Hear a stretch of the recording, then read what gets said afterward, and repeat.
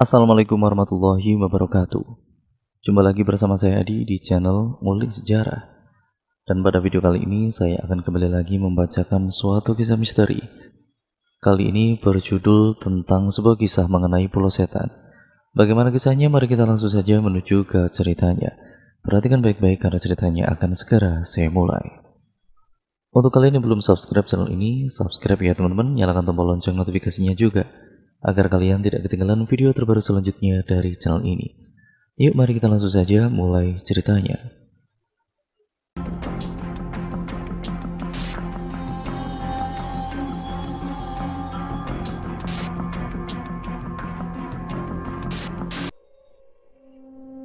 Villa, tidak, pulau, tidak mau, pokoknya harus villa. Berhenti. Riko menggebrak meja di hadapannya. Rizal dan juga Vira memandang Riko sinis, sedangkan Mita dan juga Farel hanya diam saja. Daripada kalian ribut tidak jelas, lebih baik kita voting saja, ujar Riko. Baiklah, aku akan menyiapkan kertasnya. Mita mengambil kertas lalu kemudian menyobeknya menjadi 5 bagian. Setelah itu, Mita membagi kertas yang dia pegang ke teman-temannya. Semuanya langsung menuliskan tempat yang mereka ingin tuju, yaitu villa atau pulau. Setelah selesai menulis, mereka mengumpulkan kertas itu pada Mita. Lalu Mita membacakan pilihan teman-temannya.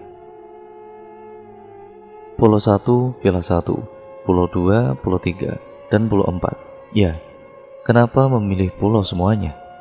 Tanya Vira kepada keempat temannya. Tahun kemarin kan kita sudah ke villamu, Vir. Tidak seru bila mengulangi hal yang sama setiap tahun, jawab Riko sambil tersenyum ke arah kekasihnya itu. Vira berpikir sejenak. Kalau dipikir-pikir, memang benar. Tahun kemarin mereka liburan di villa milik Vira. Akhirnya Vira setuju dengan keputusan teman-temannya. Oke, semuanya sudah setuju. Jadi, lusa kalian sudah harus ada di rumahku jam 8. Jangan membuat orang lain menunggu. Apalagi kamu, Riko, ucap Rizal sambil menunjuk ke arah Riko. Sedangkan Riko, dia menatap tajam ke arah Rizal. Hari menjelang sore, teman-teman Farel pamit untuk pulang ke rumah. Sekarang tersisa Farel dan juga Mita. Farel kemudian memperhatikan Mita yang sedang membereskan barang-barangnya. Mita yang merasa diperhatikan melemparkan tatapan ke arah Farel. Kenapa kamu menatapku seperti itu? Apa ada yang salah? Tanya Mita. Tidak ada, jawab Farel lalu kemudian membuang pandangannya ke arah pintu yang berjarak 5 meter dari tempatnya duduk. Dek, buruan, keburu malam, teriak Rizal dari luar rumah Farel. Iya kak, bentar, balas Mita dengan terisak. Setelah barang-barangnya sudah dimasukkan ke dalam tas, Mita pamit kepada Farel untuk pulang. Setelah berpamitan, Mita langsung berjalan menuju ke mobil kakaknya. Hari ini adalah hari keberangkatan mereka berlima ke pulau. Rizal sedang menunggu ketika temannya ditemani oleh adiknya yaitu Mita. Setelah 15 menit Rizal menunggu, akhirnya teman-temannya datang. Tetapi tidak dengan Riko. Fir, di mana kesayanganmu itu? Lama sekali, tanya Rizal. Vira menggelengkan kepalanya tanda tidak tahu. Mungkin sebentar lagi datang, jawab Vira mencoba meyakinkan Rizal. Rizal hanya membuang nafasnya sebal. Tidak lama kemudian terdengar bunyi motor Riko. Dan ternyata benar, Riko datang dengan motor ninja kesayangannya. Vira langsung mengambil Riko. Kenapa lama sekali sih? Kasihan teman-teman pada nungguin kamu tuh, tanya Vira sambil menunjuk ke arah teman-temannya berkumpul. Maaf tadi aku bangun kesiangan, jawab Riko sambil menggaruk kepalanya yang tidak gatal. Vira hanya menggeleng-gelengkan kepalanya mendengar jawaban dari Riko. Lalu kedua pasangan itu berjalan ke arah teman-temannya berkumpul sambil berpegangan tangan. Seperti mau menyeberang saja, berpegangan tangan segala. Gerutu Rizal sambil membuang pandangan ke arah lain, yang pasti tidak menatap ke arah kedua orang itu. Lama banget kamu kok, ucap Farel sambil memakan keripik pisang. Seperti biasa kesiangan, Riko langsung duduk di samping Vira sambil meregangkan ototnya. Teman-temannya tidak heran dengan kebiasaan Riko yang satu itu. Mita langsung masuk ke dalam rumah untuk memanggil Pak Dimas yang bertugas sebagai sopir. Beberapa menit kemudian, Mita keluar dari rumahnya diikuti oleh Pak Dimas di belakangnya. Barang-barang bawaan mereka langsung dimasukkan ke dalam bagasi mobil. Setelah semua barang-barang telah dimasukkan, akhirnya mobil pun melaju melewati jalanan kota yang ramai. Yang bertanya tentang motor ninja punya Riko, motor itu dititipkan di rumah Riko. Akhirnya mereka tiba di pelabuhan. Segera mereka mengeluarkan barang-barang bawaan mereka dari bagasi. Mereka tampak berkumpul dengan membawa barang-barang masing-masing. "Kapalnya yang mana, Zal?" tanya Farel sambil meletakkan tasnya di samping kakinya. "Katanya ayah, warnanya putih terus ada garis-garis birunya. Itu deh kayaknya," jawab Rizal sambil menunjuk ke arah kapal yang warnanya persis seperti apa yang disebutkannya tadi. "Bener yang itu kan?" tanya Vira memastikan. Akhirnya Rizal mengeluarkan ponselnya dari saku celananya, lalu menunjukkan sebuah foto kapal. "Kayaknya benar yang itu," ucap Farel sambil melihat ke arah ponsel Rizal dan kapal secara bergantian. Teman-temannya mengangguk tanda setuju, lalu mereka menaikkan barang-barang bawaan mereka ke atas kapal. Setelah semuanya naik, kapal segera berangkat menuju ke pulau. Matahari tampak bersinar terang, angin berembus cukup kencang hingga mengakibatkan udara dingin bercampur panas. Vira dan juga Mita sedang bersantai di bagian belakang kapal sambil menatap ke arah hamparan berwarna biru tua di sekeliling mereka. Vir, lihat Kak Rizal nggak?" tanya Mita. "Kalau nggak salah di bawah, mengecek persediaan bahan bakar. Kalau mau ke bawah, lewat sana saja." Vira menunjuk sebuah pintu yang langsung mengarah ke lantai bawah. Mita mengangguk paham dan berlalu meninggalkan Vira. Mita memutarkan knob pintu perlahan. Setelah terbuka, Mita langsung masuk ke dalam. Perlahan Mita mulai menuruni satu persatu anak tangga. Sesamanya di ujung tangga, Mita ini melihat sekitar. Ruangannya sedikit gelap dan juga pengap. Banyak debu dan juga sarang laba-laba. Dengan penerangan senter ponselnya, Mita kemudian berjalan mendekati sebuah meja yang berdebu. Dilihatnya sebuah kertas yang bertuliskan, "Kesana, pergi selamanya." Mita mengurutkan dahinya, tanda tidak mengerti. Tiba-tiba ada tangan yang menyentuh pundaknya. "Kamu ngapain di sini?" tanya Farel. Mita kemudian membalikkan badannya dan menghadap ke arah Farel. Kirain siapa?" Mita membuang nafas lega sedangkan Farel menatap Mita tidak mengerti. "Kenapa sih?" tanya Farel lagi. "Itu loh, aku lagi cari Kak Rizal, tapi aku menemukan ini." Mita menyodorkan sebuah kertas berwarna coklat muda. "Pergilah selamanya. Pulau Setan, apa ini? 1508-044." Farel menatap Mita sambil mengangkat alis kanannya. 1058-044, itu berarti tanggal 4 bulan April tahun 1508. Ini sudah lama sekali. Mita kemudian terkejut bukan main. Yang benar saja 1508. Itu sekitar 5 abad yang lalu. Pulau Setan, apa itu? Tanya Mita. Sepertinya aku pernah mendengar nama itu. Tapi di mana ya? Aku lupa. Sudahlah, itu juga tidak penting. Ayo ke atas, ucap Farel lalu kemudian menggenggam pergelangan tangan Mita dan menariknya untuk meninggalkan tempat itu. "Masih lama gak sih?" tanya Vira sambil menatap wajah Riko. Sesekali kemudian memegang lengan Riko, tapi Riko melarangnya, takut gagal fokus. "Sebentar lagi, Vir. Nah, itu udah kelihatan," ujar Riko sambil menuju ke arah pulau yang berjarak kurang lebih 1 kilometer dari kapal yang dikemudikannya. Tatapan mata Vira mengikuti arah tangan Riko, dan terlihatlah pulau yang akan mereka jelajahi. "Wah, iya, bentar deh, itu beneran pulaunya, kok beda ya?" tanya Vira. Mungkin karena dari jauh makanya agak beda. Nanti kalau udah dekat juga kan bisa kelihatan dengan jelas. Jawab Riko dan Vira mengangguk tanda iya.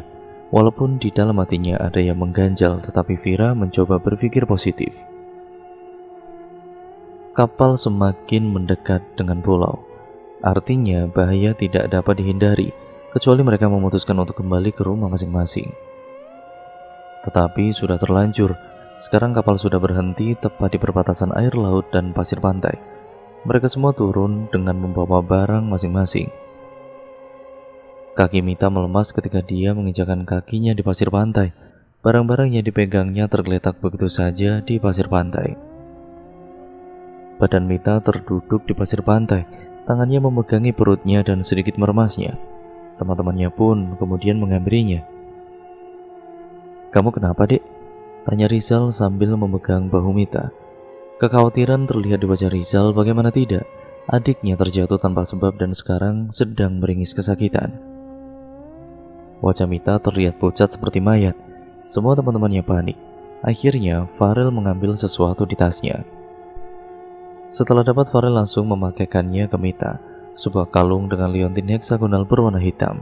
Mata Mita berubah setelah Farel memakaikan kalung itu di lehernya. Warna mata Mita menjadi putih. Tanpa pupil mata, teman-temannya refleks mundur menjauh dari Mita kecuali Farel. "Apa yang kau lakukan kepada adikku?" protes Rizal kepada Farel. Farel tidak menghiraukan Rizal dan dia langsung mengambil duduk di depan Mita dengan kaki seperti orang bertapa. Farel mengangkat tangan kanannya dan kemudian didekatkan ke kepala Mita. Ibu jari dan juga jari tengah Farel berada di pelipis Mita. Farel segera merapalkan doa sambil menekan pelipis mata. Angin yang berhembus kencang sedang bertarung dengan teriknya matahari. Udara menjadi tidak stabil karena terkadang panas dan terkadang dingin. Keringat mulai bercucuran dari pelipis Mita. Semakin Farel menekan pelipis Mita, maka keringat yang dikeluarkan oleh Mita akan semakin banyak. Mita mengerang kesakitan beberapa kali. Rizal ingin menghentikan aksi Farel, tetapi Riko mencegahnya. Sedangkan Vira ketakutan dan juga langsung memeluk tubuh Riko. Riko hanya membalas dengan sentuhan lembut di kepala Vira. Beberapa saat kemudian, akhirnya Mita sembuh. Perlahan matanya berubah menjadi seperti biasanya. Napasnya tidak teratur, begitu pula dengan Farel. Setelah dikira benar-benar sembuh, Farel melepaskan jarinya dari pelipis Mita. Wajah Mita sudah membaik, tidak pucat seperti tadi. Tubuh Mita ambruk ke depan hingga membentur dada bidang Farel. Farel memeluk tubuh Mita singkat kemudian, lalu menggendongnya ke arah laut dan membaringkannya di atas pasir pantai. Lalu kemudian Farel mengambil botol berisi air mineral dan membuang airnya hingga tersisa sedikit. Setelah itu Farel mengambil air laut dengan botol yang dibawanya, hanya sedikit. Farel mendoakan air itu lalu menyuruh Mita meminumnya. Tapi dilihat-lihat mereka cocok ya, lanjut Vira sambil menggenggam telapak tangan Riko. Riko kemudian membalas perkataan Vira dengan senyuman yang manis seperti biasanya. Sedangkan Rizal tampak sedikit marah. "Pokoknya mereka nggak boleh pacaran sebelum aku dapat cewek," ucap Rizal egois. Sedangkan Riko mentertawakan ucapannya itu. "Kamu dekat sama cewek aja enggak, terus kapan punya ceweknya?" Kakek Riko, dan dibalas tatapan sinis dari Rizal. Farel menyodorkan botol yang berisi air laut itu kepada Mita. Mita mengambil botol itu lalu kemudian meminumnya. Matanya membulat seketika setelah air laut itu masuk ke dalam mulutnya. Baru saja ingin mengeluarkan air itu, tetapi ditahan oleh Farel. "Jangan dimuntahin," ucap Farel, dan Mita mengernyitkan dahinya tanda tidak mengerti. "Asin banget," batin Mita. "Memang asin, namanya juga air laut." "Udah, minum aja," ucap Farel sambil tersenyum. Mita pun akhirnya cemberut. Mita mengerjapkan matanya berkali-kali sambil menjulurkan lidahnya keluar. Farel menyodorkan satu buah botol lagi. Mita ragu-ragu menerimanya, takut kalau asin lagi. "Itu air putih biasa," buat ngilangin rasa asinnya.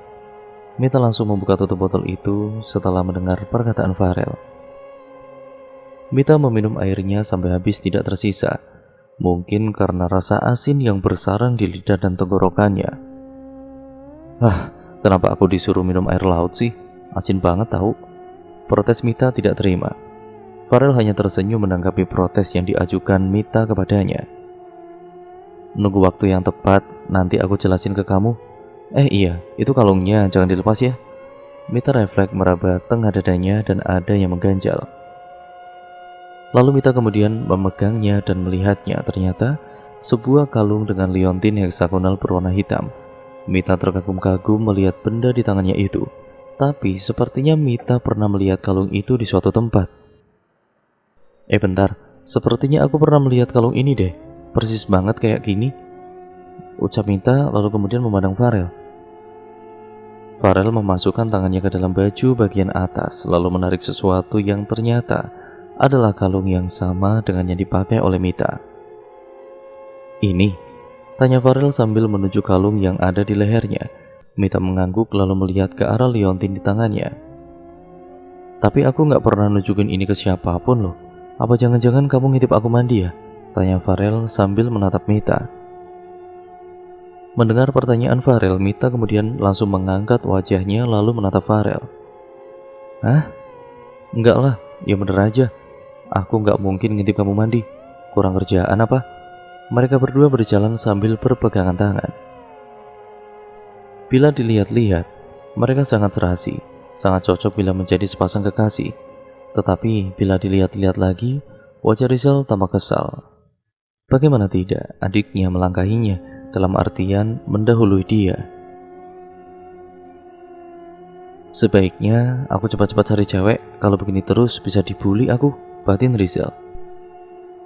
Sesamanya Farel dan juga Mita di hadapan teman-temannya, Rizal langsung melepas tangan Farel yang berada di telapak tangan adiknya dan menarik Mita ke sampingnya. Sungguh egois. Riko dan juga Vira mentertawakan kelakuan Rizal itu. Rizal langsung melemparkan tatapan tajam ke arah mereka berdua. Sesaat kemudian Riko dan Vira berhenti tertawa. Udahlah, ayo lanjut jalan. Keburu malam nih. Lihat deh, langitnya udah gelap, ucap Mita sambil mendongakkan wajahnya ke atas. Semua teman-temannya terkejut dan langsung melihat ke atas. Dan benar, ternyata langitnya sudah gelap. Kita perjalanan berapa jam sih? Kok langitnya udah gelap alias mau malam? Tanya Vira. Lalu, Riko melihat ke arah jam tangannya. Matanya menyipit seolah tidak yakin dengan apa yang dia lihat. Kita berangkat dari rumah Rizal kan jam 8:15 dan sekarang jam setengah 11 pagi, ucap Riko ragu. Semua mata menatap ke arah Riko. Tidak yakin dengan ucapan Riko, Rizal ini melihat jam yang melingkar di tangannya. Rizal mengerutkan dahinya. Benar apa kata Riko, bahwa sekarang merupakan jam 11 pagi. Tertera pada jam tangan Rizal 10:30, yang artinya sekarang masih pagi. Benar apa kata Riko, sekarang jam setengah 11 pagi kok, ucap Rizal lalu kemudian melihat ke atas lagi. Angin mulai berhembus lebih kencang hingga membuat Mita mengusap lengannya berkali-kali. Sepertinya udara mulai dingin. Bagaimana kalau kita membangun tenda saja? Kita lanjutkan perjalanannya besok, saran Mita sambil mengusap lengannya. Teman-temannya mengangguk. Lalu Rizal membagi tugas. Vira dan juga Farel mencari kayu bakar, sedangkan dia, Mita dan juga Riko membangun tenda. Semuanya mulai menjelaskan tentang tugas masing-masing. Vira dan Farel mulai mengambil ranting-ranting kayu yang berserakan di pasir pantai. Riko, Rizal dan juga Mita juga sudah mulai membangun tenda. Krak! Uluran tangan Vira terhenti begitu mendengar suara itu. Vira melihat ke arah hutan, tepatnya di balik semak-semak. Tubuhnya membeku, sama sekali tidak bisa digerakkan. Sekilas, Vira melihat bayangan hitam di balik semak-semak. Farel mendekati Vira lalu menepuk bahu Vira. Vira tersadar dengan napas yang tidak beraturan. Keringat dingin membasahi wajahnya. Kenapa, Vir? Tanya Farel. Tadi aku melihat ada bayangan hitam di balik semak-semak. Vira menunjuk di mana dia melihat bayangan tadi. Apa kau melihatnya juga? Tanya Vira. Farel hanya menggeleng. Sebenarnya dia melihat juga, tetapi ya bila Farel menjawab iya, takutnya Vira jadi semakin takut. Jadi terpaksa Farel berbohong. Sudahlah, ayo kita kembali ke tenda saja. Lagian kayunya juga sudah cukup kok, ucap Farel lalu menarik lengan Vira untuk meninggalkan tempat mereka berdiri sekarang. Sesamanya di tenda, Farel meletakkan kayu bakar di dekat batu besar. Rico langsung mengambil Vira yang berada di samping Farel. Kamu kenapa? Kayunya berat ya? Sampai berkeringat kayak gini? Tanya Rico sambil mengusap keringat di wajah Vira. Gak apa-apa, lagian yang bawa kayunya kan Farel, jawab Vira sambil tersenyum. Rio kemudian menjauhkan tangannya dari wajah Vira. Oh ya sudah, masuk ke tenda sana, udah malam, suruh Rico. Vira kemudian hanya mengangguk lalu pergi ke tenda, sedangkan Rico, Farel dan juga Rizal membuat api unggun. Setelah api unggun menyala, mereka bertiga duduk di kayu yang berada di dekat api unggun. Sebaiknya kita bertiga berjaga-jaga di sini saja. Aku khawatir sesuatu yang buruk akan terjadi, saran Farel. Rico mengangkat alis kirinya. Sesuatu yang buruk? Rico mengulangi ucapan Farel, sedangkan Farel mengangguk tanda iya. Maksudmu hantu atau binatang buas? Tanya Rizal sambil memakan keripik singkong. Dua-duanya. Farel menarik tasnya lalu kemudian mengambil sebotol air minum dan kemudian meneguknya. Rico dan juga Rizal tidak menjawab perkataan Farel. Mereka menyetujui saran Farel. Sepanjang malam, tidak pagi, mereka ini bertiga hanya mengobrol, memakan cemilan, dan juga bernyanyi. Mereka bertiga mencoba menahan diri dari rasa kantuk yang tiba-tiba menyerang. Jam menunjukkan pukul 2 siang. Sudah 3 jam mereka bertiga menahan kantuk. Tiba-tiba seseorang keluar dari tenda. Ternyata adalah Mita. Mita kemudian berjalan ke arah teman-temannya, lalu mengambil duduk di samping kakaknya. Kenapa kamu keluar? Tanya Rizal kepada Mita. Gak bisa tidur kak. Tadi sih udah tidur, tiba-tiba ada suara orang nangis. Aku ngeliat ke arah Vira, tapi dia udah tidur. Terus aku nyoba tidur lagi, tapi ada yang bicara kayak gini. Sebaiknya kalian pergi dari pulau ini sebelum semuanya terlambat. Aku ya sedikit merinding. Terus aku dengar kalian lagi ngobrol, jadi aku ya keluar deh, jawab Mita sambil mengulurkan tangannya ke arah api unggun. Aku gak dengar ada yang nangis tuh. Kalian dengar gak? Tanya Rico. Farel dan juga Rizal menggelengkan kepala mereka. Mungkin kamu itu halusinasi, dek. Rizal kembali mengambil satu bungkus keripik singkong di dalam tasnya. Mita hanya menaikkan bahunya yang berarti tidak tahu. Jam menunjukkan pukul 2 siang lebih 50 menit. Mereka berempat masih berbincang-bincang membahas tentang masa SMP mereka. Ulah Rico yang menjahili gurunya, lalu Rizal yang memakai kaos terbalik, Vira yang jatuh disolokan gara-gara dikejar-kejar sama si Mita, dan lain sebagainya. Tidak terasa sudah 1 jam mereka berbincang, setelah Mita ikut menimbrung. Wah, lihat deh, ada sunrise, bagus banget, kagum Mita sambil menunjuk ke arah matahari yang sudah memunculkan sinarnya. Semuanya jelas takjub melihat pemandangan alam yang sangat indah itu. Bentar, kita begadang dari jam berapa sampai jam berapa sih? Tanya Rizal yang membuat semua pasang mata melihat ke arahnya. Jam 11 pagi dan sekarang 3 sore. Jadi kita enggak tidur 4 jam, ucap Rico. Jadi malamnya hanya 4 jam. Aneh sekali, ucap Rizal sambil menopang dagunya dengan tangan kanannya. Aku ngebangunin Vira dulu ya. Mita kemudian ke dalam tenda, seolah tidak peduli dengan ucapan kakaknya. Sesamanya di dalam tenda, Mita langsung membangunkan Vira yang tertidur pulas. Vir, bangun, udah pagi. Mita menggoyang-goyangkan tubuh Vira agar Vira terbangun. Tidak lama kemudian, Vira akhirnya terbangun.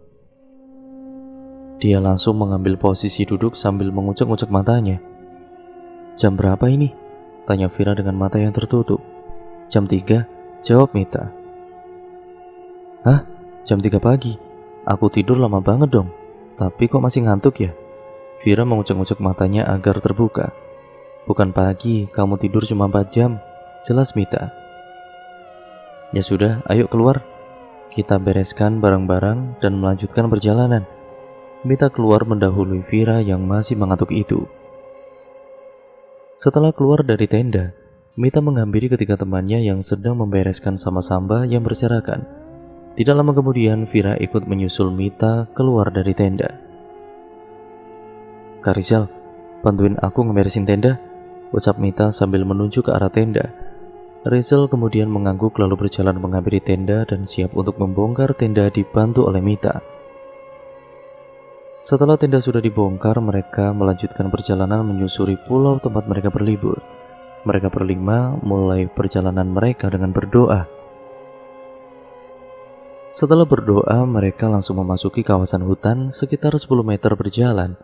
Tiba-tiba mereka dikejutkan dengan suara kayu yang dicakar. Mereka melihat sekeliling hingga perhatian mereka berpusat pada satu titik, yaitu sebelah barat mereka sekitar 8 meter dari hadapan mereka. Berdiri sesosok makhluk yang membelakangi mereka dengan bulu berwarna hitam mencakar-cakar sebuah pohon. Krak, krak. Sosok berwarna hitam itu terus-menerus mencakar pohon di sampingnya dengan kukunya yang panjang dan runcing. Perlahan sosok itu memutar kepalanya hingga 180 derajat. Terlihat jelas wajah hancur dengan mata melotot berwarna merah. Tidak lupa darah yang mengalir dari mata, hidung, dan mulutnya. Mereka semua langsung berlari ke arah utara. Semak-semak bergoyang seiring dengan langkah mereka. Jalan yang penuh dengan semak-semak menyulitkan mereka untuk berlari. Tetapi mereka tidak patah semangat. Mereka terus berlari sejauh mungkin agar terhindar dari makhluk tadi. Sudah 300 meter mereka berlari. Keringat membasahi tubuh mereka. Napas mereka juga tidak beraturan. Semuanya tampak kelelahan setelah berlarian sepanjang 300 meter jauhnya. Stop, aku lelah sekali nih. Vira bersandar di pohon yang berada di belakangnya. Mita juga ikut bersandar pada pohon di sampingnya. Mereka kemudian mengatur napas yang tidak beraturan itu. Rasa sesak menyerang dada mereka. Mita mengambil sebotol air dari dalam tasnya lalu kemudian meminumnya. Mau? Tanya Mita sambil menyodorkan sebotol air mineral yang tersisa setengah kepada kakaknya. Rizal kemudian mengambil sebotol air mineral itu lalu meminumnya. Riko juga mengambil sebotol air mineral lalu memberikannya kepada Vira. Setelah dirasa cukup, Vira mengembalikan sebotol air mineral itu kepada Riko. Karena Farel tidak mempunyai pasangan, dia mengambil sebotol air mineral dan langsung meminumnya. Ayo, lanjutkan lagi. Udah selesai kan? Suruh Rizal.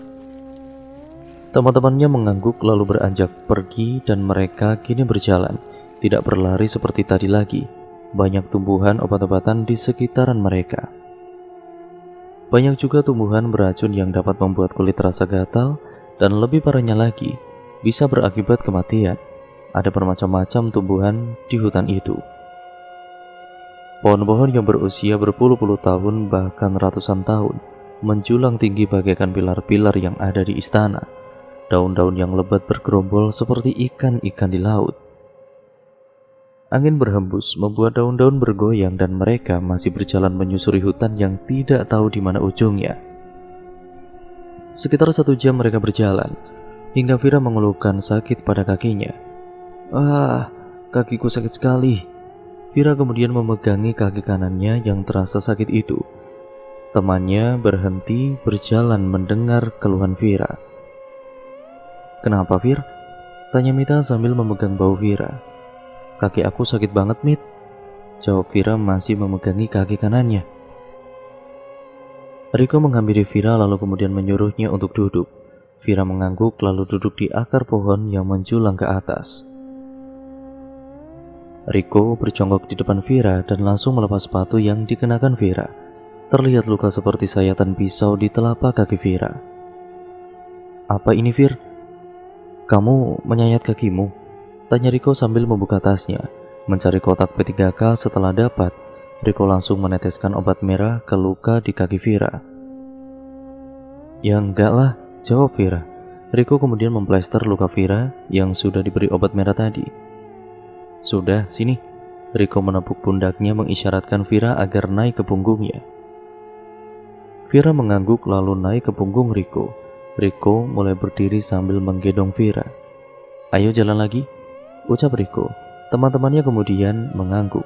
Lalu Rizal kembali memimpin perjalanan mereka. Semuanya kembali berjalan mengikuti Rizal dari belakang. Mereka kembali berjalan melewati jalan hutan yang penuh dengan semak-semak. Sudah 3 jam mereka berjalan. Waktu terasa berputar lebih cepat dari biasanya. Jam menunjukkan pukul 18 malam ataupun ya sekitar jam 6 sore. Yang artinya sekarang sudah jam 6 sore maksudnya. Tetapi langit masih tetap seperti siang hari, terang benderang. Aneh sekali kan? Tiba-tiba mereka dikagetkan oleh suara orang cekikikan. Mereka menelisik di sekitaran mereka, hingga kain merah terlihat di sebuah dahan pohon. Tidak, itu bukan hanya kain merah, melainkan seorang perempuan dengan rambut terurai sampai ke lutut. Mereka langsung berlari menjauhi tempat tadi. Riko terlihat kesusahan untuk berlari, karena dia menggendong Vira. Tiba-tiba kaki Mita tersandung akar pohon hingga membuat dia terjatuh. Kakinya tidak bisa digerakkan sama sekali. "Tolong!" pekik Mita sambil mencoba menggerakkan kakinya. Farel yang mendengar suara Mita pun langsung menengok ke belakang.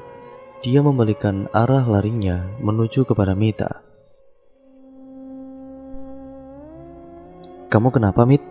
tanya Farel sambil memegang bahu Mita. "Kakiku nggak bisa digerakin, gimana ini?"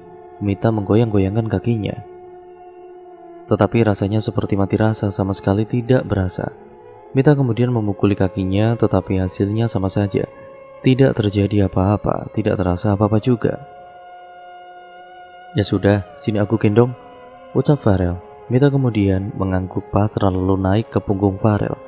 Farel mulai berdiri lalu menengok ke arah depannya. Betapa terkejutnya dia, sosok perempuan dengan baju berwarna merah berjalan menghampiri mereka. Sosok itu benar-benar berjalan, tidak melayang seperti di kebanyakan film horor yang ada di bioskop. Tanpa aba-aba, Farel langsung berlari mengikuti teman-temannya yang mulai menjauh. Farel mencoba sekuat tenaga untuk berlari sambil menggendong Mita. "Jangan menengok ke belakang," ucap Farel sambil mencoba mempercepat larinya. Keringat bercucuran dari wajah Farel yang tampak kelelahan. "Memang di belakang ada apa? Apa sosok berbaju merah tadi mengikuti kita?" "Astaga," tanya Mita. "Sudah, kamu ini diam saja. Intinya jangan menengok ke belakang apapun yang terjadi. Titik.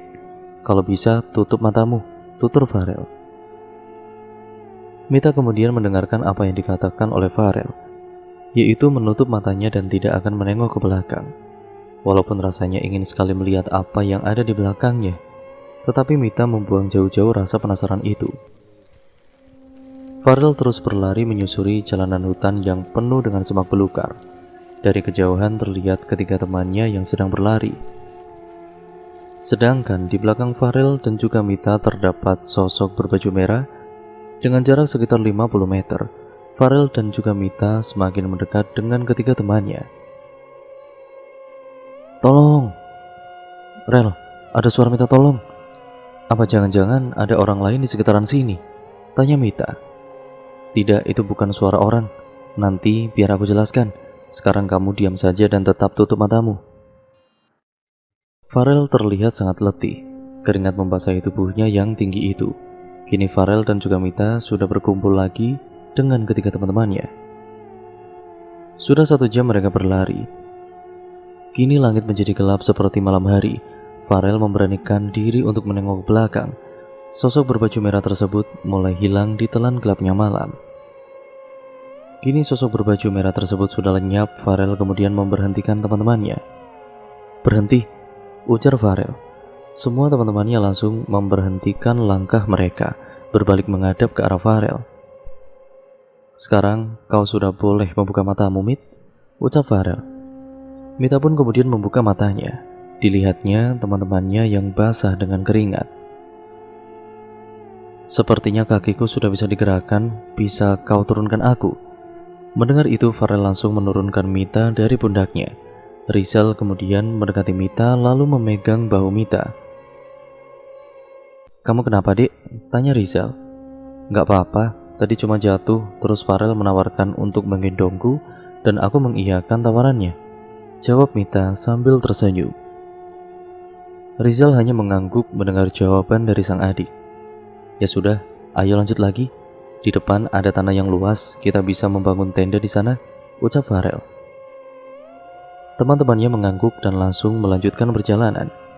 Beberapa menit kemudian, mereka pun akhirnya sampai di tempat yang dimaksud oleh Farel. Mereka langsung membangun tenda untuk bermalam, karena malam hari pencahayaan di sana sedikit buruk. Tetapi karena ada sang rembulan, tempat itu pun menjadi tidak terlalu gelap. Setelah membangun tenda, mereka membuat api unggun. Lalu semuanya duduk mengitari api unggun. Sekarang jam berapa? Tanya Farel.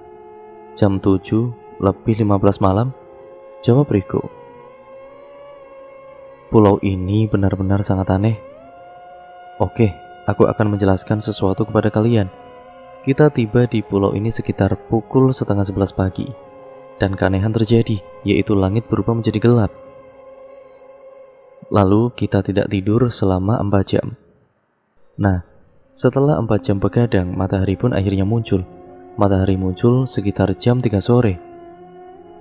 Tadi waktu aku lihat pada pukul 6 malam, matahari masih bersinar. Matahari mulai tenggelam saat pukul 7 malam. Bisa kita hitung seperti ini. 10:30 lebih kita bulatkan menjadi jam 11. Jam 11 sampai 3 sore itu memiliki jarak 4 jam.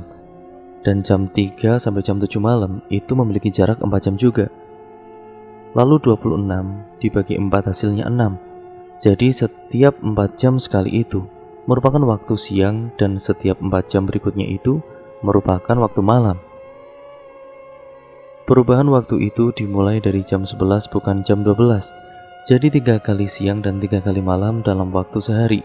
Jelas Farel panjang lebar. Semua tampak berpikir.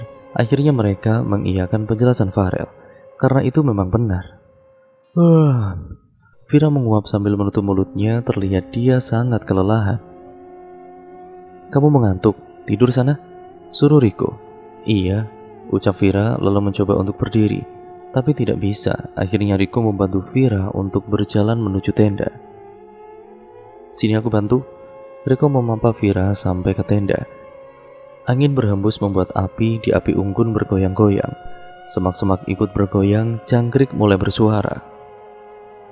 Langit-langit bertaburan bintang. Di tempat ini mereka bisa melihat langit yang penuh dengan bintang. Oh iya Rel, tadi kok kamu bisa tahu kalau di sini ada tanah yang luas? Tanya Mita. Hah, bukan apa-apa kok. Udahlah lupain aja, jawab Farel. Dan Mita hanya mengangguk walaupun Farel terlihat sedikit aneh menurutnya. Ya sudah, tidur sana, suruh Rizal. Mita kemudian mengangguk lalu beranjak pergi menuju ke tenda. Farel memperhatikan Mita hingga dia masuk ke dalam tenda. Kau suka dengan adikku ya? Tanya Rizal. Farel hanya menjawab dengan mengedikan bahunya. Riko baru saja kembali dari tenda Vira. Dia langsung duduk di sebelah Farel. Aku merasa ada yang memperhatikan kita, ucap Rizal sambil mengusap tengguknya. Benarkah? Tanya Farel. Rizal mengangguk lalu melihat ke sekeliling. Hingga matanya terpusat pada sesuatu yang sedang berdiri di samping pohon. Dia di sana. Rizal menunjuk tempat sosok tersebut. Riko dan juga Farel langsung melihat ke arah yang ditunjukkan oleh Rizal. Sosok itu menatap Rizal. Matanya merah menyala. Tingginya sama seperti manusia pada umumnya. Dia menggunakan jubah berwarna hitam. Jangan menatap matanya, tutup mata kalian. Rizal tidak mendengarkan perkataan Farel. Ia membuka matanya lebar-lebar sambil menatap mata sosok itu. Kini mata Rizal berubah warna menjadi merah menyala, seperti sosok tadi. Rizal berjalan menuju ke arah Riko. Dia langsung mencekik Riko dengan kedua tangannya. Riko membuka matanya. dan mendapati di hadapannya terdapat Rizal yang sedang mencekiknya dengan mata merah menyala. "Rel, tolong!" Farel langsung membuka matanya. Dilihatnya Rizal sedang mencekik Riko. Rizal menatap Farel sambil menunjukkan giginya. Farel langsung mendorong tubuh Rizal sampai dia terpental ke samping hingga melepas cekikannya dari leher Riko. Riko kemudian langsung batuk-batuk sambil memegangi lehernya. Farel mengambil Rizal dan juga langsung duduk di atas perut Rizal. Farel langsung menyilangkan tangan Rizal ke leher Rizal. Rizal pun kemudian mengerang sambil mencoba melepaskan tangannya. Farel terus menekan tangan Rizal. Rizal tidak kehabisan cara untuk melepaskan diri dari Farel. Rizal mengangkat kakinya lalu meletakkannya ke bahu Farel. Lalu Rizal mengapit leher Farel dengan kakinya dan mengempaskan kakinya ke belakang. Alhasil Farel tertarik ke belakang. Rizal kemudian langsung duduk di perut Farel. Lalu Rizal mencekik Farel. Farel mencoba mendorong Rizal. "Ko, tolong!" Mendengar itu, Riko langsung mendorong Rizal hingga terpental ke belakang. "Bantu aku, tolong pegang tangan Rizal," ujar Farel. Riko mengangguk lalu kemudian berjalan menghampiri Rizal. Riko memegangi tangan Rizal sedangkan Farel langsung mengambil posisi duduk di atas perut Rizal. Rizal memegang sambil melotot ke arah Farel. Farel menutup mata Rizal dengan menggunakan kedua ibu jarinya. Lalu Farel merapalkan doa sambil menutup matanya. Rizal beberapa kali mengarang kesakitan. Farel terus merapalkan doa agar Rizal cepat tersadar. Akhirnya, setelah 5 menit berlalu, Rizal pun kemudian sadar. Farel melepaskan ibu jarinya lalu merubah posisinya menjadi berjongkok di samping kanan Rizal. Riko melepaskan tangan Rizal dari genggamannya. Rizal pun pingsan akibat kehabisan tenaga. Farel melihat ke arah belakang Riko yang berjongkok di sebelah kiri Rizal. Terdapat sosok itu lagi, kini berjarak 5 meter dari Riko. "Astaga, Ko, tutup matamu. Jangan dibuka sampai aku bilang buka. Ingat, jangan buka sampai aku bilang buka," ujar Farel. Riko kemudian kebingungan dan langsung menutup matanya rapat-rapat. "Apa jangan-jangan makhluk tadi ada di belakangku? Astaga," batin Riko. "Buka matamu." "Ah, apakah aku boleh membuka mataku sekarang?" batin Riko. Baru saja ingin membuka mata, perkataan Farel terngiang jelas di kepala Riko. "Jangan dibuka sampai aku bilang buka."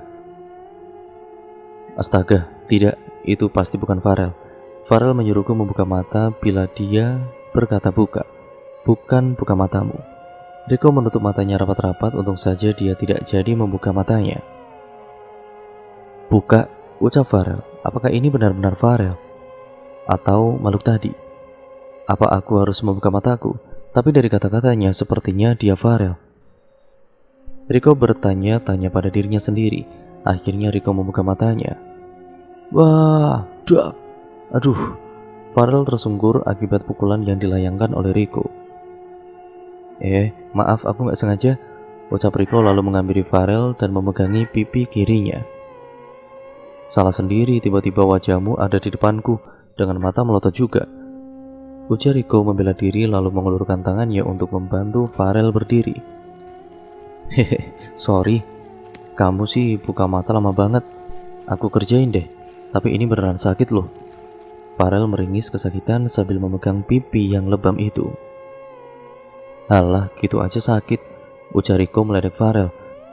Farel hanya menatap Riko sebentar, lalu beralih ke Rizal yang masih pingsan.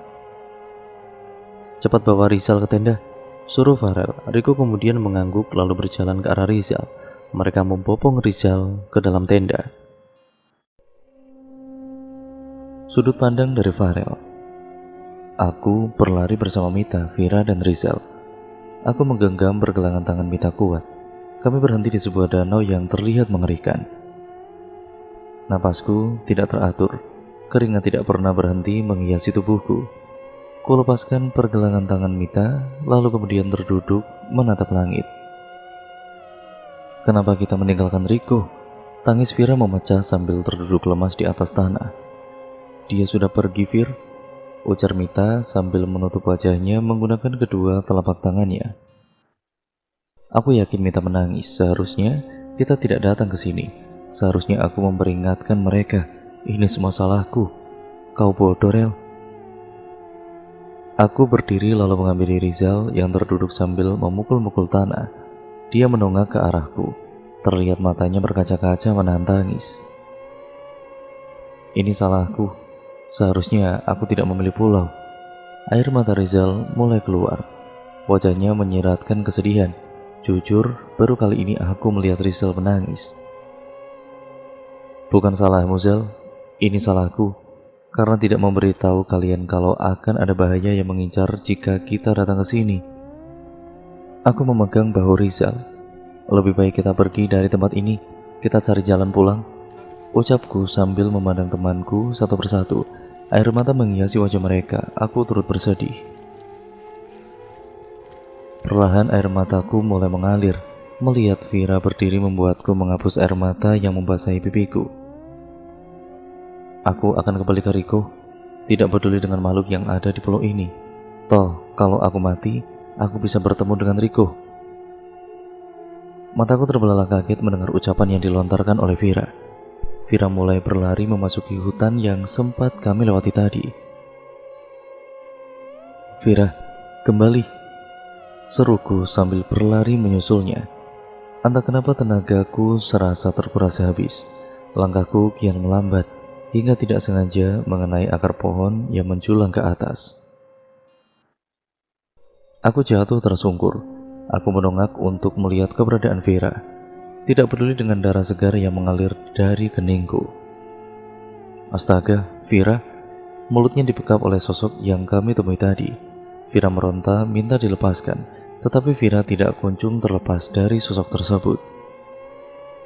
Air matanya kembali membasahi pipinya. Sosok itu menatapku dengan tajam seperti harimau yang melihat mangsanya. Aku mencoba menggerakkan kakiku. Astaga, kakiku tidak bisa digerakkan. Aku menoleh ke belakang agar tahu kondisi kakiku. Sial, pantas saja tidak bisa digerakkan. Kakiku dipegangi oleh si baju merah. Kakiku ditarik oleh si baju merah melewati semak-semak. Jangan harap wajah mulusku tidak terluka karena perbuatannya. Kepalaku terbentur batu dan juga ranting pohon. Sungguh rasanya sakit sekali. Darah segar mengalir dari hidungku. Kepalaku mulai pusing, pandanganku juga mulai tidak enak. Tiba-tiba tubuhku seperti dihempaskan dengan kerasnya. Tubuhku menghantam pohon sangat keras hingga mengeluarkan bunyi. Krak! Aku kemudian terbangun dari mimpiku.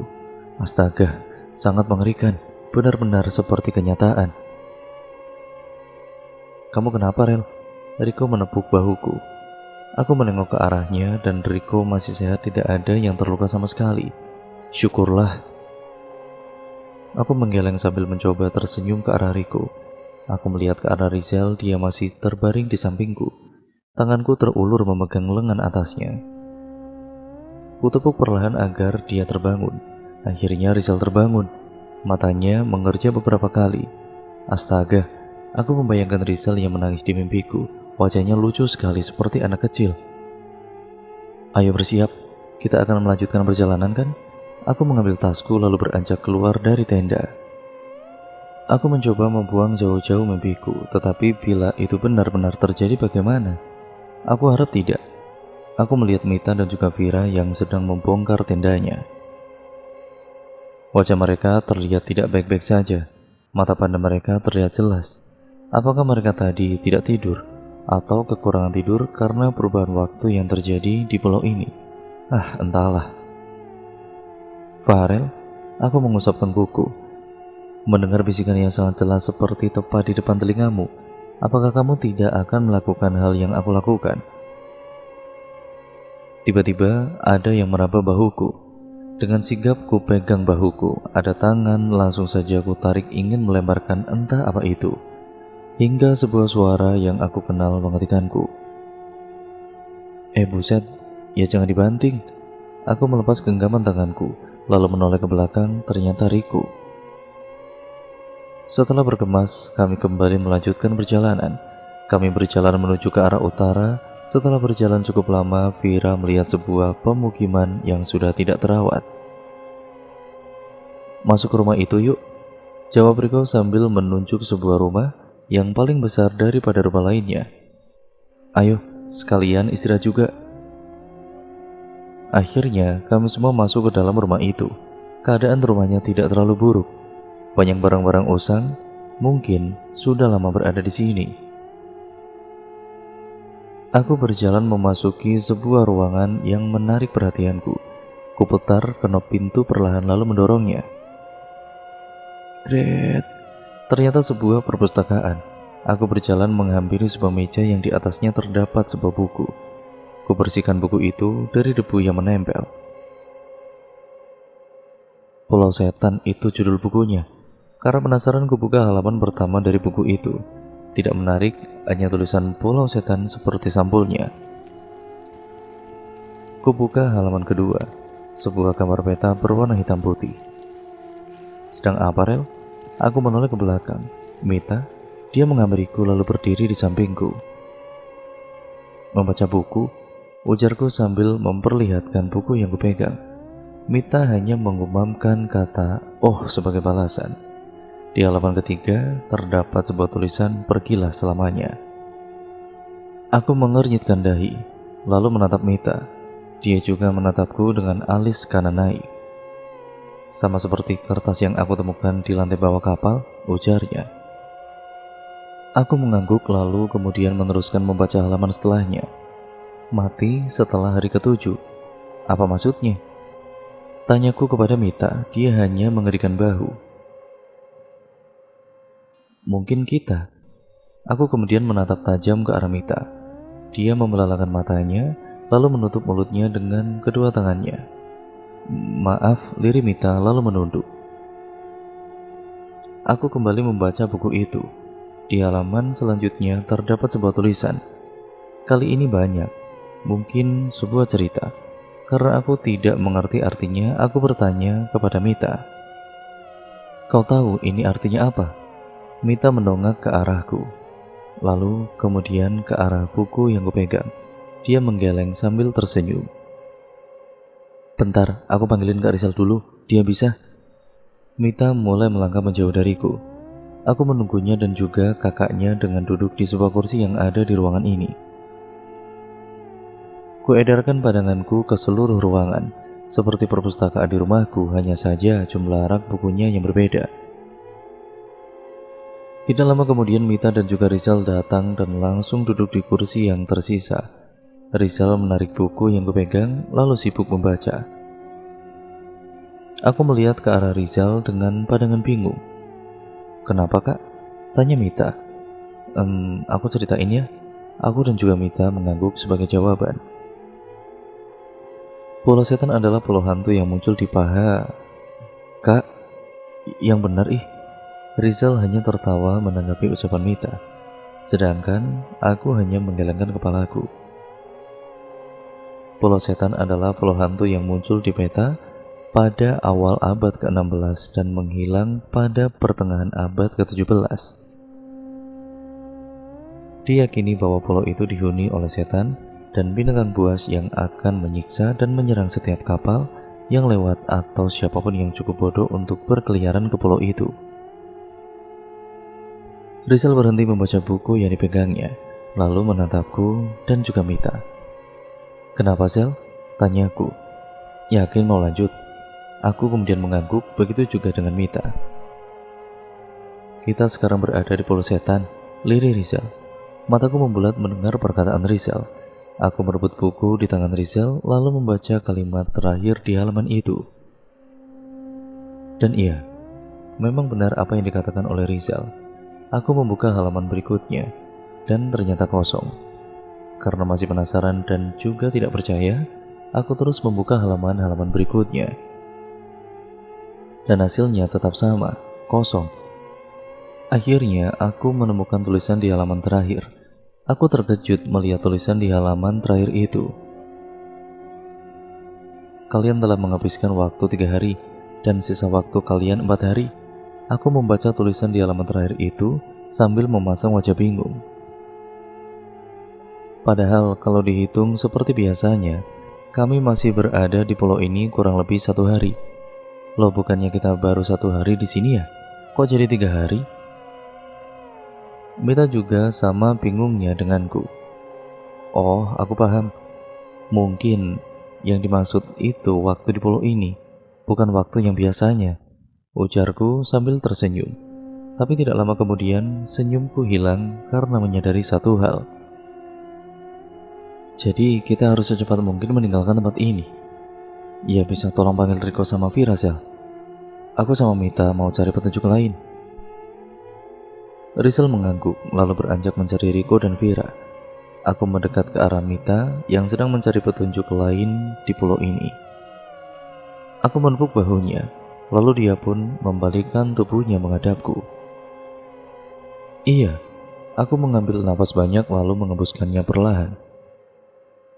Mita menatapku aneh, lalu salah satu alisnya terangkat seolah menanyakan kenapa. Aku mau ngomong sama kamu, serius, ucapku. Dia kemudian mengangguk menanggapi ucapanku. Ngomong aja, ujarnya santai. Ya begitulah Mita, santai, tapi kalau lagi emosi jangan ditanya. Sebenarnya keluarga kita berhubungan, maksudku kakek kita sama. Pertama, kakek kita menikah dengan nenekmu. Lalu setelah melahirkan ayahmu, kakek kita menceraikan nenekmu dan menikah dengan nenekku. Dan asal kamu tahu, kakek punya kepekaan tinggi, maksudku peka terhadap hal-hal yang seperti itu. Dan itu menurun ke cucunya, yaitu kita dan juga Rizal. Tetapi tingkat kepekaan Rizal masih di bawah, sedangkan punyamu lebih tinggi daripada Rizal. Jadi aku memutuskan untuk memberimu kalung yang sama denganku. Kamu ingat mengapa aku memberimu air laut? Itu agar jiwamu tidak mudah diganggu oleh penunggu pulau ini. Dan kalung itu untuk sedikit perlindungan saja. Aku sempat berpikir bahwa nanti yang dapat melihat mereka hanya kita berdua saja. Tetapi ternyata tidak, semua teman-teman kita dapat melihat mereka juga. Itu masih menjadi pertanyaan dalam pikiranku. Jelasku panjang lebar dan Mita memandangku dengan bingung. Mungkin apa yang aku jelaskan tidak begitu dipahami oleh Mita. Kemudian kita masuk ke sudut pandang dari Mita. Jadi kita masih bersaudara?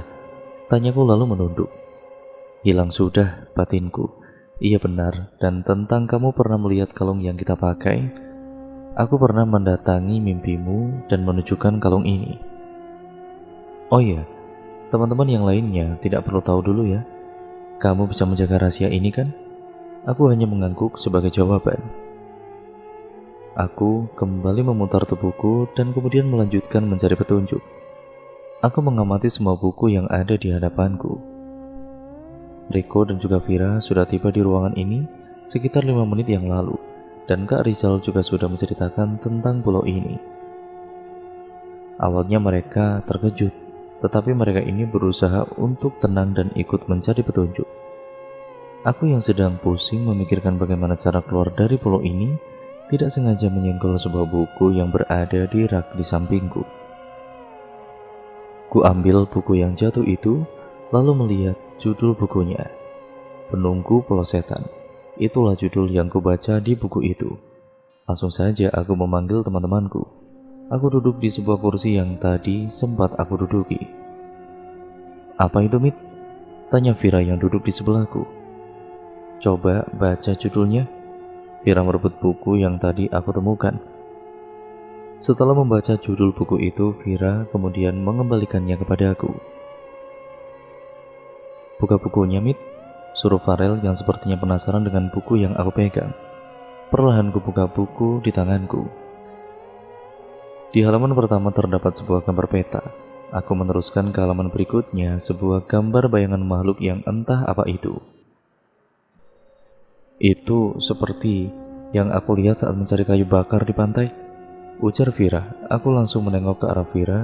Bukan, tapi kami semua langsung menengok ke arah Vira yang duduk di sebelahku. Benarkah? Kenapa kamu tidak bilang ke kami? Kini Riko angkat bicara. Aku pikir hanya salah lihat saja, ucap Vira sambil menunduk. Lagian, waktu aku tanya ke Farel, dia nggak lihat. Sebenarnya sih aku lihat, Fir. Cuman aku nggak berani bilang, takutnya kamu jadi semakin takut. Ucap Farel yang membuat Vira terbelalak kaget. Kak, tolong terjemahkan dong. Aku kemudian menyodorkan buku itu ke Kak Rizal. Bayangan hitam itu akan menyambut kalian yang telah tiba di Pulau Setan. Dia muncul bertepatan saat matahari tenggelam dan kemunculannya hanya sebentar saja. Aku mencerna penjelasan Kak Rizal. Lanjut halaman berikutnya, Sel, suruh Farel. Kak Rizal membuka halaman berikutnya dan terlihat gambar makhluk yang beberapa waktu lalu kami temui. Gambarannya sangat persis dengan yang kami lihat. Makhluk dengan wajah hancur, juga mata melotot berwarna merah. Tidak lupa darah yang keluar dari mata, hidung, dan juga mulutnya. Aku menutup mulutku dengan telapak tanganku. Siapapun yang menggambar ini benar-benar hebat. Buktinya gambarannya sangat detail, seperti wajah makhluk itu ditempel di buku itu. Apa jangan-jangan memang ditempel? Oh, itu jelas tidak mungkin. Makhluk ini bisa muncul kapan saja. Banyak dijumpai di pohon-pohon besar di sekitaran pantai. Begitulah ujar Kak Rizal. Sebenarnya siapa yang membuat buku ini? Kenapa bisa mengetahui semua ini? Kak Rizal membuka halaman selanjutnya. Gambar sosok berbaju merah dengan rambut terurai sepanjang lutut. Gadis berbaju merah ini berada 2 meter dari pantai. Biasanya kemunculannya didahului oleh suara tertawa yang menyeramkan. Selalu muncul di siang hari karena dia takut gelap. Aku kaget mendengar kalimat terakhir yang diucapkan oleh Kak Rizal. Hantu takut gelap. Astaga, Kak Rizal kembali membalik lembaran buku itu. Dan sekarang gambar laki-laki yang memakai jubah berwarna hitam. Tidak lupa dengan mata merahnya, aku kemudian mengangkat salah satu alisku. Heran sepertinya aku belum pernah melihat dia. Dia siapa? Tanya Vira. Ternyata Vira juga tidak tahu, sama seperti aku. Beberapa jam yang lalu, kami melihat dia, ujar Riko. Kami? Berarti Riko, Farel dan juga Kak Rizal. Lanjutkan membaca, Sel. Kak Rizal mengangguk, lalu kemudian mulai membaca tulisan yang ada di buku itu. Itik jantan makhluk yang bisa muncul kapan saja ini mempunyai kekuatan yang membuat musuhnya mengikuti perintahnya. Matanya yang merah menyala akan menghipnotis semua yang menatapnya, ujar Kak Rizal. Jadi, kita harus menutup mata bila melihat dia? Tanyaku penasaran. Iya, kalau tidak, maka kita akan terhipnotis seperti apa yang terjadi dengan Rizal, jawab Farel. Aku membelalakan mataku. Kak Rizal pernah terhipnotis oleh makhluk bernama itik jantan itu. Kak Rizal langsung melihat ke arahku dan mengangguk. Aku mencoba mengatur emosiku dengan menarik dan juga membuang napas secara perlahan. Kenapa Kak Rizal tidak bercerita padaku? Kak Rizal membuka halaman selanjutnya, ternyata kosong. Kak Rizal kembali membuka halaman-halaman yang lain. Ternyata hasilnya sama saja. Tetapi tidak di akhir halaman terdapat sebuah tulisan yang membuat kita terkejut. Halaman-halaman yang kosong akan terisi apabila salah satu dari kalian melihat penghuni pulau ini. Apa? Jadi salah satu dari kita harus ada yang melihat sosok mengerikan lagi agar halaman kosong pada buku ini terisi begitu. Astaga, kumohon jangan aku. Sebaiknya kita cepat-cepat pergi dari pulau ini, ujar Kak Rizal sambil menutup buku di tangannya itu. Sebentar lagi akan malam, Sel. Lebih baik kita menginap dahulu di sini. Kak Rizal kemudian terlihat berpikir dan akhirnya mengangguk. Sepertinya bukan ide yang buruk, ucap Kak Rizal. Tadi saat kami berkeliling, kami melihat ada 2 kamar, tepatnya di belakang, ujar Vira. Ya sudah, ayo ke kamar, Vir. Aku kemudian menarik tangan Vira untuk keluar dari perpustakaan. Kami berjalan menelusuri bangunan rumah tua ini, hingga akhirnya kami berhenti di depan pintu berwarna putih. Vira membuka pintu di depan kami dan terlihatlah ruangan kamar yang lumayan besar untuk dipakai 2 orang. Aku berjalan ke arah cermin yang ada di sudut ruang kamar. Kulihat pantulan diriku di cermin itu.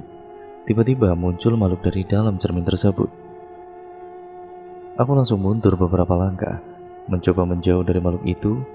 Wajahnya berwarna putih, dengan mata yang mengeluarkan darah. Tangan kanannya yang penuh dengan darah terulur ke arahku, tidak lupa dengan kepala hantu itu yang mulai keluar dari cermin. Mati! Hantu itu berteriak sangat keras sampai mulutnya sobek sampai ke telinga, dan juga matanya yang semula berwarna putih kini berubah menjadi merah darah. Ah! Aku juga ikut berteriak beriringan dengan hantu tadi yang meneriakkan kata mati. Aku terjatuh karena tiba-tiba ada yang menarik kakiku. Aku menutup kedua mataku sambil menangis. Hei Mit, kamu kenapa? Itu seperti suara Vira, tapi kalau ternyata hantu yang tadi bagaimana? Mit, sadar Mit. Ini aku Vira. Iya, ini benar-benar suara Vira.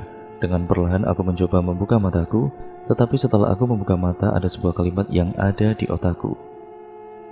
Seharusnya aku tidak membuka mataku, karena yang di depan mataku bukanlah Vira, tetapi hantu tadi. Mati. Pergi. Tidak. Sungguh menyesal aku tadi membuka mataku. Aku terus berteriak sambil menangis. Tidak lupa kedua tanganku aku gunakan untuk menutup mataku. Kali ini ada yang menepuk bahuku, tetapi lama-kelamaan bahuku digoyangkan sangat keras. Mit, sadar? Kamu kenapa teriak-teriak? Siapa lagi ini? Kenapa suaranya sama dengan Vira? Mita, sadar. Ini aku Vira, Mit. Tidak, itu pasti bukan Vira. Itu pasti hantu yang tadi. Tidak, kamu bukan Vira. Pergi kamu. Ada apa, Vir? Mita, kenapa? Itu suara Kak Rizal, apa jangan-jangan itu hantu juga? Nggak tahu, Zal. Tiba-tiba dia kayak begini. Dek, sadar, Dek. Tubuhku dipeluk oleh seseorang. Tidak. Mungkin hantu. Sadar, Dek. Ini Kak Rizal. Apa aku harus membuka mataku? Tetapi kalau itu hantu bagaimana? Ada apa ini? Kok teriak-teriak?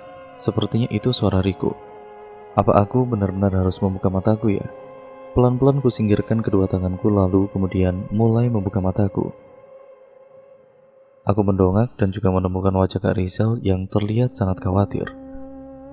Kak Rizal, lirihku. Aku langsung memeluk tubuh kakakku sambil menangis. Tadi waktu kita sama di kamar ini, Mita jalan ke arah cermin itu. Terus dia tiba-tiba teriak. Aku langsung menghampiri Mita. Waktu aku tanya dia kenapa, dianya diam saja. Terus aku tanyain lagi, sama menyebut namaku juga sih. Tapi dia langsung teriak kalau aku bukan Vira. Sama nyuruh buat pergi juga. Aku langsung melihat ke arah Vira. Maaf Vir, aku kira kamu hantu yang tadi gangguin aku. Ujarku sambil mengelap air mata. Ya sudah, lebih baik kamu tidur dek, suruh Kak Rizal. Aku hanya mengangguk sebagai balasan. Kak Rizal membantu memapaku ke arah ranjang yang ada di kamar ini. Setelah itu dia pamit untuk tidur juga. Woi, kau tidur tidak? Pacaran terus? Riko hanya tersenyum sambil mengusap tengkuknya. Iya. Riko berjalan keluar dari ruangan kamar ini, sedangkan Vira dia langsung menutup pintu lalu berjalan ke arahku. Cepat tidur, besok kita akan melanjutkan perjalanan, ucap Vira lalu mengambil posisi duduk di sebelahku. Iya Vir, soal yang tadi aku minta maaf ya. Vira terlihat tersenyum kecil. Tidak apa-apa, sekarang ayo tidur. Aku hanya mengangguk lalu merebahkan tubuhku dan tidak lama kemudian aku sudah berada di alam mimpi. Rizal berjalan menuju ke kamar yang adiknya tempati ditemani oleh Riko. Setelah sampai di depan pintu kamar yang akan mereka tuju, Rizal langsung mengetuk pintu di depannya itu. Mita, Vira, bangun, ujar Rizal di sela-sela mengetuk pintu. Tiba-tiba pintu di depannya terbuka. Kenapa Zal? Tanya Vira setelah membuka pintu. Udah siap-siap apa belum? Mita mana? Vira menuju gadis yang tengah duduk di atas ranjang tetapi memunggungi mereka. Tunggu di perpustakaan saja Zel, kok nanti kita menyusul. Rizal mengangguk lalu kemudian menarik tangan Riko untuk mengikutinya ke perpustakaan. Vira menutup kembali pintunya setelah Rizal dan juga Riko pergi dari hadapannya. Vira menghampiri Mita yang sedang duduk itu. Sudah tidak apa-apa, lebih baik kita bersiap-siap untuk pulang. Ujar Vira mencoba menyemangati Mita. Kalau benar-benar terjadi, bagaimana Vir? Vira langsung memeluk Mita yang tengah menangis itu. Tidak akan terjadi apa-apa, Mit. Percaya padaku, kita lalui semuanya bersama-sama, oke? Vira melepaskan pelukannya, lalu kemudian mengusap air mata Mita. Sekarang kita bersiap-siap ya. Semuanya sedang menunggu di perpustakaan, ucap Vira. Mita hanya mengangguk sebagai balasannya. Riko lama sekali sih, gerutu Rizal sambil memakan roti yang dibawanya. Kita cek saja bagaimana, usul Farel. Teman-temannya mengangguk tanda setuju, lalu mulai beranjak dari duduknya. Mereka berempat kembali memasuki rumah tua itu untuk menemui Riko. Farel langsung mengetuk pintu kamar mandi yang ada di depannya itu. Kok, masih lama? Tanya Vira. Hening tidak ada balasan. Hal itu membuat Vira khawatir. Riko, masih lama atau tidak? Vira bertanya lagi, kali ini lebih keras daripada yang tadi. Vira langsung membulatkan kedua matanya mendengar suara dari dalam kamar mandi. Kok, kamu gak apa-apa kan? Tanya Rizal sambil mengetuk pintu kamar mandi. Perasaanku tidak enak, lirik Mita. Kok, kita buka ya pintunya? Mita meminta izin kepada Riko. Walaupun tidak ada jawaban, tapi setidaknya Mita sudah memberitahu kalau akan membuka pintu kamar mandi itu. Ceklek, dikunci. Sepertinya pintu kamar mandinya dikunci dari dalam. Mita langsung melirik ke arah kakaknya Rizal. Dikunci, Kak? Rizal meminta Mita untuk segera bergeser. Rizal mencoba untuk mendobrak pintu itu. Percobaan pertama gagal. Percobaan kedua juga sama. Di percobaan ketiga, Rizal meminta Farel untuk membantunya dan hasilnya berhasil. Rizal dan juga Farel langsung masuk ke dalam kamar mandi diikuti oleh Mita dan juga Vira. Mereka terkejut mendapati Riko yang terbaring di lantai kamar mandi dengan banyak darah di tubuhnya. Di samping tubuh Riko, ada sesosok makhluk dengan kulit berwarna putih, serta lidah panjangnya yang sedang menjilati tangan Riko. Riko, Vira langsung histeris mendapati kekasihnya terbaring dengan banyak darah di tubuhnya. Makhluk berwarna putih tadi langsung menengok ke arah mereka berempat yang sedang mematung di depan pintu kamar mandi. Dalam hitungan ketiga, kita semua lari meninggalkan tempat ini, mengerti? Ujar Farel dengan pandangan tidak lepas dari makhluk berwarna putih itu. Tapi bagaimana dengan Ri? 3. Mereka semua langsung lari mendengar ucapan Farel yang tiba-tiba itu. Sebelum lari, Farel menutup pintu kamar mandi dengan kencang. Mereka berempat berlari keluar dari rumah tua itu. Farel menggenggam pergelangan tangan Mita dengan kuatnya sambil terus berlari. Mereka kembali memasuki hutan yang lebat. Di tengah perjalanan mereka dikejutkan oleh sesosok yang mengenakan jubah hitam dan tongkat dengan lambang bulan yang dikelilingi bola-bola kecil berwarna hitam di bagian atasnya. Bagaimana ini? Tanya Vira dengan tubuh bergetar. Ikut aku. Farel langsung lari diikuti ketiga temannya. Mereka berlari melewati semak-semak belukar. Hingga akhirnya mereka berhenti di sebuah danau yang sedikit mengerikan. Napas mereka tidak beraturan, tidak lupa keringat yang terus mengucur di tubuh mereka. Farel melepaskan genggamannya pada Mita, lalu terduduk menatap langit. Kenapa kita meninggalkan Riko? Tangis Vira memecah, lalu kemudian dia terduduk lemas di atas tanah. Dia sudah pergi, Vir, ujar Mita sambil menangis. Farel berdiri lalu kemudian menghampiri Rizal yang terduduk sambil memukul-mukul tanah. Rizal mendongak ke arah Farel, terlihat matanya berkaca-kaca menahan tangis. Ini salahku. Seharusnya aku tidak memilih pulau. Air mata Rizal pun mulai keluar, wajahnya menyiratkan kesedihan yang mendalam. Ini bukan salahmu. Sudahlah, ini salahku karena tidak memberitahu kalian kalau akan ada bahaya yang mengincar jika kita datang ke sini. Farel menepuk-nepuk bahu Rizal, mencoba memberikan semangat. Lebih baik kita pergi dari tempat ini. Kita cari jalan pulang. ucap Farel sambil memandang ke arah teman-temannya.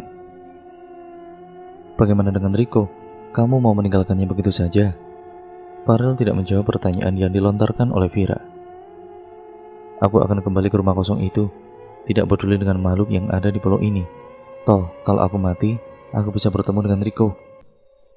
Setelah mengucapkan itu, Vira langsung berlari ke arah hutan. Vira, kembali, seru Farel sambil berlari menyusul Vira. Farel terus berlari mengejar Vira. Lama-kelamaan larinya kian melambat, hingga akhirnya dia jatuh tersungkur karena tidak sengaja menyandung akar pohon yang menjulang ke atas tanah. Kepala Farel terbentur batu, sehingga menyebabkan keningnya berdarah. Farel mendongak untuk mencari keberadaan Vira. Mata Farel membulat melihat pemandangan yang disuguhkan sekitar 10 meter dari hadapannya. Saat ingin berdiri untuk menyelamatkan Vira dari sekepan makhluk berjubah hitam yang tadi mereka temui, kaki Farel tidak bisa digerakkan. Dia menoleh ke belakang mencoba mencari tahu kenapa kakinya tidak bisa digerakkan.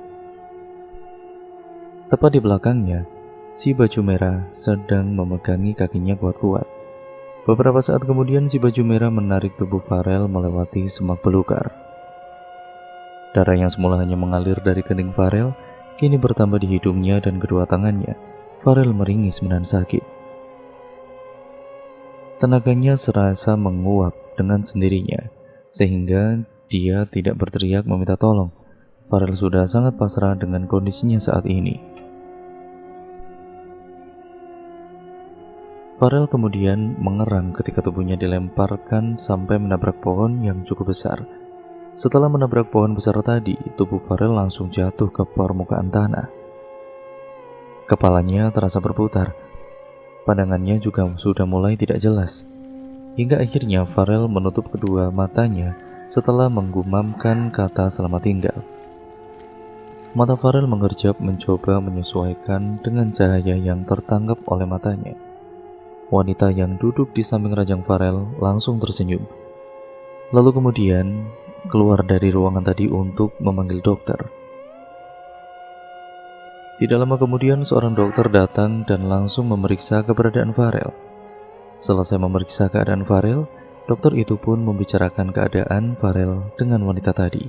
Setelah itu sang dokter pamit untuk bertugas kembali. Akhirnya kamu sadar juga? Ibu khawatir, ujar wanita tadi yang ternyata adalah ibunya Farel. Oh iya, teman-teman kamu. Ibunya Farel langsung mengambil handphonenya, lalu kemudian menelepon teman-temannya Farel untuk memberikan kabar bahwa Farel telah siuman. 10 menit kemudian, teman-teman Farel sudah sampai di rumah sakit. Lalu mereka langsung menuju ke ruangan di mana Farel dirawat. Sesampainya teman-temannya Farel ke ruangan Farel, ibunya Farel pamit untuk keluar. Akhirnya kamu sadar juga, Rel? Kami semua khawatir sama kamu, ujar Vira sambil tersenyum ke arah Farel yang terbaring lemah di atas ranjang. Kok aku bisa ada di sini? Tanya Farel, suaranya sangat pelan. Tetapi Rico dapat mendengarnya. Rico mulai menjelaskan semuanya kepada Farel. Kemudian kita flashback sebentar ya teman-teman. Rico langsung berlari ke arah hutan setelah membaca tulisan di buku yang kemarin ditemukan oleh Mita. Dia mencoba mencari teman-temannya sendirian di dalam hutan yang lebat itu. Peluh membasahi wajahnya, perutnya juga berbunyi, menandakan kalau dia lapar. Dia membiarkan rasa lapar itu menyerangnya, yang paling penting untuknya adalah keselamatan teman-temannya. Setelah lama mencari keberadaan teman-temannya, akhirnya Rico menemukannya, tetapi dengan keadaan yang menyedihkan. Teman-temannya diikat di pohon pengecualian untuk Farel. Dia terbaring dengan dikelilingi oleh lilin yang membentuk sebuah lingkaran. Tidak lupa kelopak bunga mawar yang bertaburan di sekitarnya. Rico melangkahkan kakinya ke arah Rizal, lalu dia membuka ikatan yang melilit tubuh Rizal. Rizal akhirnya bisa sedikit bernafas lebih tenang. Tanyanya nanti saja. Sekarang kita selamatkan yang lain, ujar Rico memotong pertanyaan yang akan dilontarkan oleh Rizal. Rizal mengangguk lalu berjalan ke arah adiknya, yaitu Mita. Setelah ikatan mereka terbuka semua, mereka langsung menghampiri Farel yang tidak sadarkan diri. Tiba-tiba saja, tubuh Rizal seperti didorong, hingga menyebabkan tubuhnya menabrak pohon yang berada di sekitar 5 meter dari tempatnya tadi berdiri. Mita langsung berlari menghampiri kakaknya yang terbaring lemas itu. Sedangkan Riko, dia langsung melihat sekitar sambil menggenggam tangan Vira.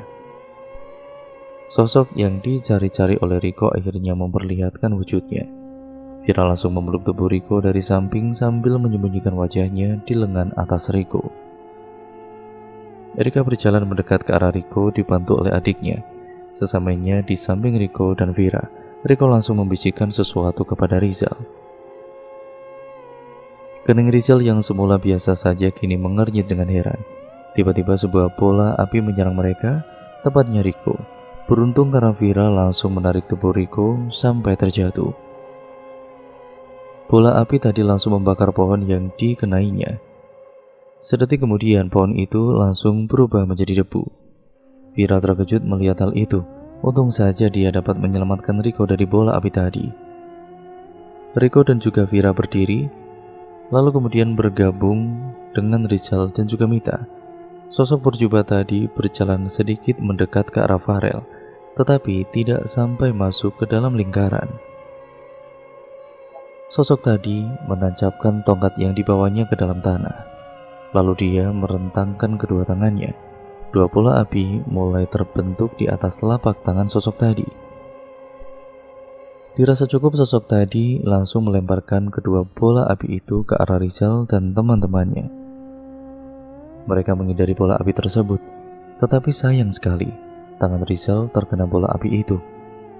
Sosok tadi terus membabi buta menyerang Rizal dan teman-temannya dengan bola api ciptaannya. Saat menghindari bola api itu, Rizal mengucapkan hal yang tadi diminta oleh Riko ke Mita. Mita mengangguk tanda mengerti, lalu kemudian mulai menjalankan tugasnya. Mereka berempat berpencar membuat jarak yang sedikit jauh agar Mita dapat menyelesaikan misinya. Mita mengeluarkan kalung pemberian Farel lalu kemudian memperlihatkan kalung itu ke sosok berjubah. Sosok berjubah hitam itu melihat ke arah Farel dan Mita secara bergantian. Bingung karena orang yang dia incar itu adalah Farel, tetapi Mita juga punya kalung yang dimiliki oleh Farel. Mita memperpendek jarak antara dia dan sosok berjubah. Tidak lupa, Mita ini membaca mantra agar sosok itu tidak bergerak. Dulu, Mita pernah diminta oleh Farel menghafalkan mantra agar hantu tidak bisa bergerak. Awalnya Mita menolak, karena yang ada di pikiran Mita itu, ya hantu itu tidak ada. Tetapi karena Farel terus memaksa, akhirnya Mita menghafalkan mantra itu. Dan ternyata, sekarang hal itu sangat-sangatlah berguna baginya. Mita terus mendekat ke arah sosok berjubah itu. Dan setelah benar-benar dekat, Mita kemudian mengalungkan kalung pemberian Farel itu ke sosok berjubah hitam. Kalung itu mengeluarkan cahaya berwarna putih. Cepat-cepat Mita mengambil tongkat milik sosok berjubah. Lalu Mita berlari ke arah kakaknya. Tiba-tiba semua penghuni yang ada di pulau itu muncul dari arah yang berbeda. Rizal menyuruh teman-temannya untuk berdoa agar hantu-hantu itu tidak menyerang mereka. Tiba-tiba ada yang membisikkan sesuatu ke telinga Mita. Tolong suruh teman-temanmu untuk diam. Kami hanya ingin melihat makhluk sialan itu mati. Tanpa pikir panjang, Mita langsung menyuruh teman-temannya untuk diam. Kenapa? Tanya Riko sambil menatap heran ke arah Mita. Mereka ingin menyaksikan pemusnahan sosok itu. Jawab Mita. Mita baru teringat bahwa mantra tadi hanya bekerja sebentar saja. Mita langsung membatin tulisan yang terukir di tongkat yang dia pegang. Setelah itu, dia membacanya sangat keras sekali, lalu kemudian mengarahkan tongkat itu ke sosok berjubah.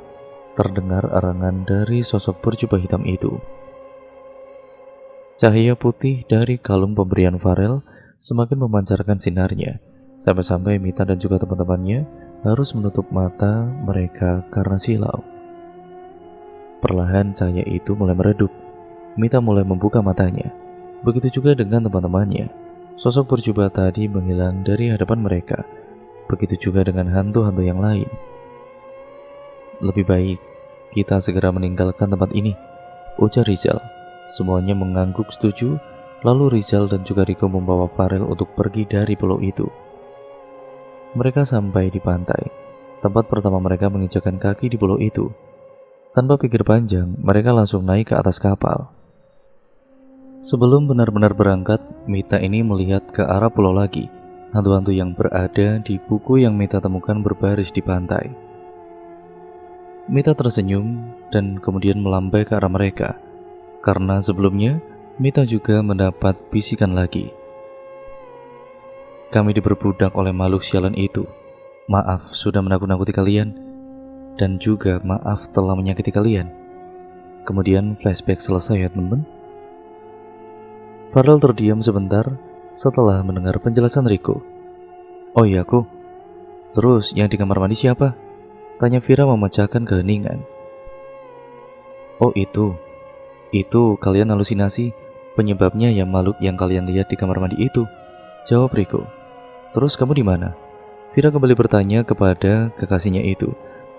Sebelumnya, memang Riki ini belum mengasih tahu teman-temannya. Di ruangan perpustakaan selesai buang air kecil, aku teringat dengan buku yang ditemukan oleh Mita. Ketika aku membukanya, terdapat tambahan gambar yaitu makhluk yang kalian temui di kamar mandi. Aku melanjutkan ke halaman berikutnya dan kemudian menemukan sosok berjubah itu di dalam buku beserta penjelasannya. Vira hanya mengangguk-anggukkan kepalanya mendengar penjelasan dari Riko. Terus sekarang Mita mana? Tanya Farel yang merasa janggal karena tidak ada Mita di ruangannya. Dia udah pergi. Farel mengerutkan dahinya. Dia benar-benar tidak mengerti atas perkataan Rizal. Maksudnya?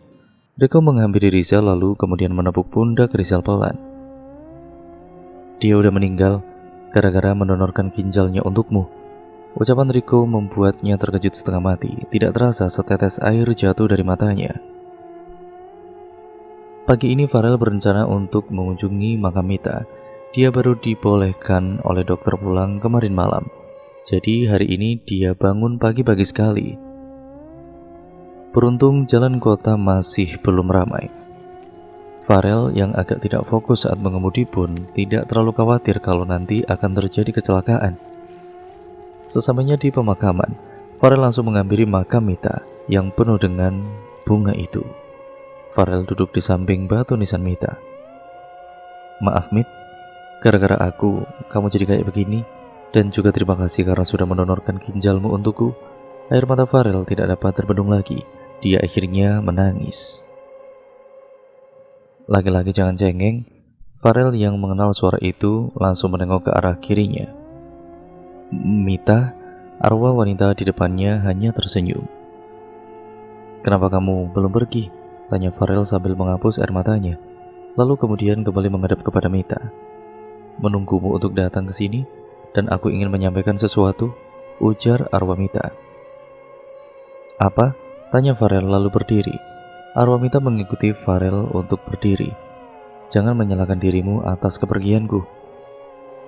Aku ikhlas membantumu dan aku juga tidak tega melihat ibumu terus menangis karena anaknya tidak kunjung bangun. Farel kembali meneteskan air matanya mendengar perkataan arwah di depannya itu. Dua lagi, yang ke satu, nggak usah menangis kayak anak kecil, ucap arwah Mita sambil menghapus air mata yang membasahi pipi Farel. Yang kedua, aku sayang sama kamu. Mata Farel membulat, jantungnya juga berdetak tidak teratur. Ya sudah ya, ini waktunya aku untuk pergi, ujar arwah Mita. Farel langsung menggenggam tangan arwah Mita itu dengan kuat-kuat. Tapi lama-kelamaan arwah Mita mulai menghilang. Aku juga sayang sama kamu, Mit, lirik Farel. Dan cerita pun akhirnya selesai sampai di sini ya teman-teman. Terima kasih untuk kalian semua yang sudah menyimak video kali ini dan cerita kali ini. Bagaimana menurut kalian cerita kali ini? Kalian bisa komen di bawah. Jangan lupa like serta share sebanyak-banyaknya, karena itu membantu channel ini berkembang menjadi channel yang jauh lebih baik lagi.